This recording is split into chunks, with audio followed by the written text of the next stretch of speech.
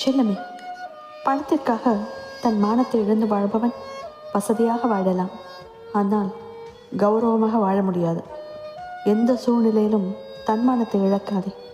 ஒருவரை தலை நிமிர்ந்து வாழ வைப்பதே அவன் தன்மானம்தான். உனக்கு முக்கியத்துவம் கொடுக்காத எவரிடத்திலும் பேசாதே.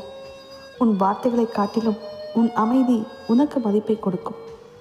கடனானது ஓர் எரிபொறி போன்றது. அதன் உள்ளே நுழைந்து விடுவது மிக எளிது.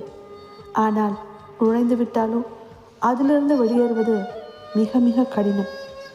நீ அப்படி இருந்தால் உன்னை மாற்றிக்கொள்ள முயற்சி செய். சரித்திரம் ஒரு முறை உன் பெயரை சொல்ல வேண்டுமென்றால் நீ பல முறை என்னிடம் வர வேண்டும். இப்படி யார் சொல்வது தெரியுமா? உன் முயற்சி. உன்னை சுற்றியுள்ளவர்களை நீ மாற்றி அமைக்க முடியாது. ஆனால் உன்னை சுற்றி யார் இருக்க வேண்டும் என்பதை நீ மாற்றி அமைக்கலாம். நம்ப, நல்லதே நடக்கும்.